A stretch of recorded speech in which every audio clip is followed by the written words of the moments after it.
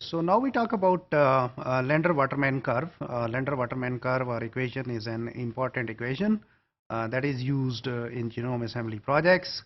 It correlates the coverage versus the size of the contig. So it's an interesting and important subject to talk about. We'll talk about this topic into these following sections. So what they suggested, Lander and Waterman, was that this distribution or the of these reads, or the number of times a base is sequenced, follows a Poisson distribution. We'll talk about different distributions in our stats review kind of a lecture. They made two key assumptions. Number one was that reads are randomly distributed in the genome, so there is no biasness, so reads they can come from anywhere in the genome. And number two is the ability to detect an overlap between two truly overlapping reads does not vary from clone to clone, so there is no effect of the clones actually on these reads. What the model is about? So model says that if an overlap length was larger than certain cutoff or threshold T, then the reads should be merged into a contig. So we keep on merging the reads into the contigs as per this model, and if their overlaps are greater than some threshold, unless we keep on doing until no more reads are merged. So here are different variables which we use for this equation, where G is the haploid genome length in base pairs. Haploids, as I said earlier, is the one set of chromosomes. So for example, in human there are 46 chromosomes, but actually there are in two sets of 23 each.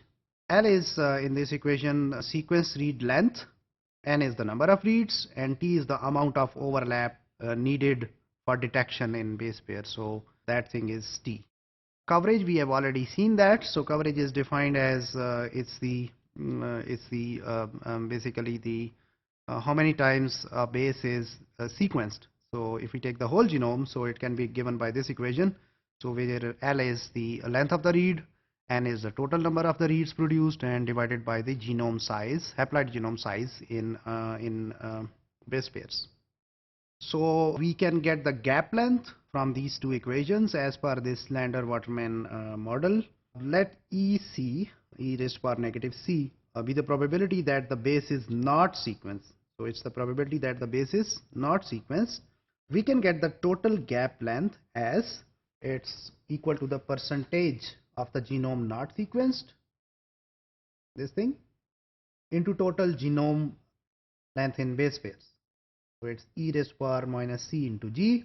And the second equation is how can we get the total number of gaps? So obviously it's percentage of genome not sequenced, which is e raised to power c, into the number of reads, which is n. So these two equations are what we call them as Lander-Waterman equations, and we believe they are important in those genome sequencing and assembly projects.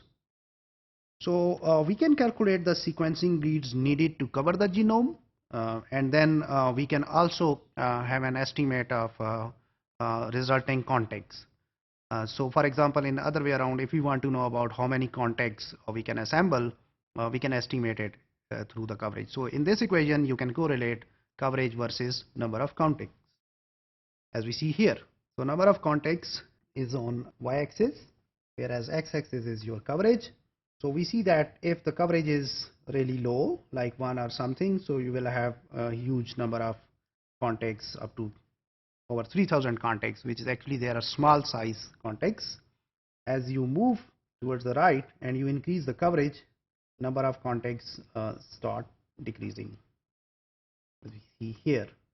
So we have roughly like these 500 contigs per 5x coverage. So number of contigs, as we increase the coverage, they decrease. So what we need in our good assembled genome, do we need long contigs or do we need short contigs? So what do you think? So good assemblies are the ones where we have the contig size are larger. Obviously the shorter contigs, they are kind of giving you an idea that assemblies might not be as good. So far what we have seen here is that this Lander-Waterman equation is an important equation, and that is important to estimate the coverage versus number of contigs.